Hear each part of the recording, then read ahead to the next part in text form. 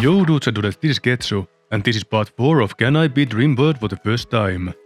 Lianyu chased down the last survivor and turned him into coffin stuffings. Therapy is not an option here. G-Box tried to play doctor, which was unfortunate, because he's about as medically qualified as a sack of hammers. Rusty was leaking like a medieval juice box. Llama was prioritized, because she's the actual doctor. G-Box planned to attend to Rusty immediately after on the spot, but our husky decided she needed a scenic detour, dragging her to bed like a tuckered out toddler. Those extra few tiles almost killed her. When G-Box finally reached her countdown kept bouncing between 2 and 3 hours. One sleep up and she was gone. Then suddenly, it jumped to 11 hours. Crisis survived. Barely. The next morning, Llama stood up like a champion, full of purpose. She looked ready to ignore her pain and take care of everyone. Except that didn't happen. She threw a tantrum instead. Critical timing. She recovered quickly and went to treat a prisoner, but instead of grabbing the medicine right next to her, she limped across the map for the one that wasn't. At that point, I let fate handle it. My hands were clean. Food was another issue.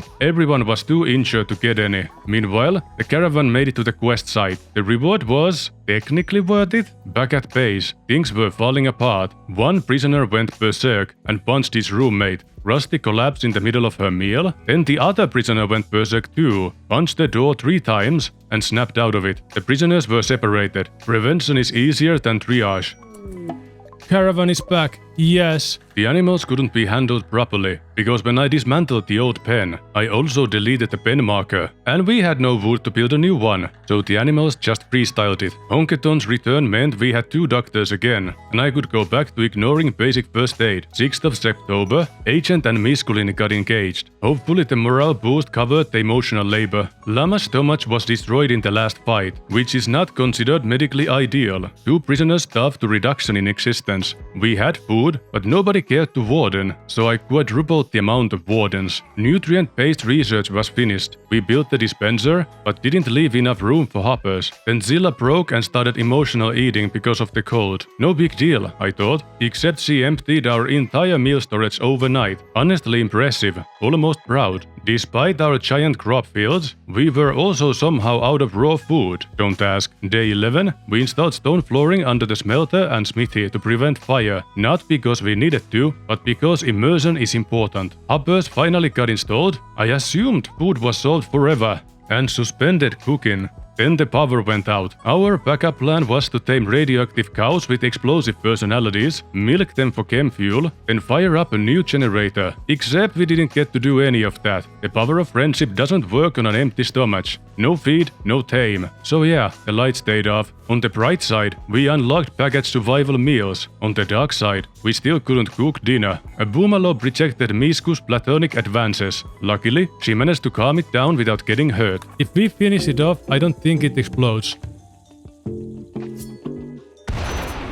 Never mind. Because we no longer had a wooden stove, and no steel to build a new one, Lianyu embraced the nostalgia of cooking over an open fire, just like his ancestors did, which, in his case, meant him, a few seasons ago. Truly, history repeats itself, usually badly. After digging up half the map, we concluded there was no steel conveniently available. But then some traders stopped by. We sold them our finest collection of chems and garbage, bought a mountain of components and steel. With that, we built a chem fuel generator and a second windmill. Power was mostly fixed. Still rebuilt the wood stove anyway, because trauma. On the last day of September, crops started clocking out. We still hadn't harvested any of our devil strand, so everyone piled in for a frantic harvest crunch. Rusty and Zilla kept going and grabbed whatever veggies hadn't frozen yet. Still hadn't seen the nutrient paster in use, and I wouldn't trust the thing until I did. Randy sent us some skulls. No note, no explanation. Cool, we'll use them for decoration. Paul was crazy.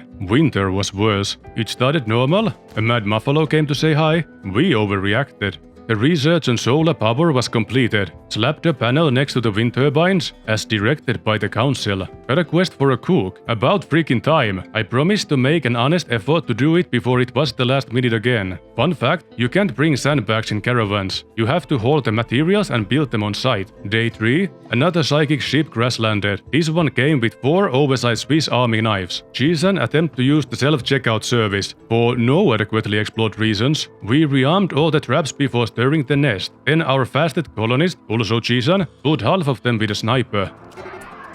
They did the usual, got lost in the gauntlet like IKEA shoppers. We managed to bounce on one of them mid-return, and put it out of order in the name of scrap.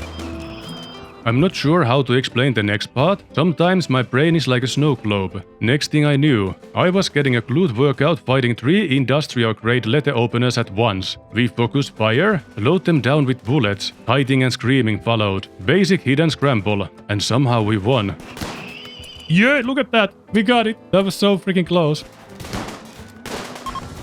I love the blueprint mod. I'm surprised it's not in the base game. Just like how most survival games don't have auto pull from base inventories for crafting by default. Is convenience somehow a bad thing? Later, Nat joined our motley group. We named him Carlos. He answers the door, he cleans up the estate, and he takes out the trash, which also includes self-entitled little raiders that happen his way. Rhinos turned out to be way tankier than expected. Agent almost became a hood ornament. Day 6 of winter. The Boomaloo Friendship Frontier experienced another hiccup, but that was nothing. A toxic fallout warning dropped like an invitation to a family reunion. Equal parts alarming, toxic, and inevitable, so we did the rational thing. Panicked in unison like dwarves, and walled ourselves in under a weighted comfort blanket made of steel and masonry.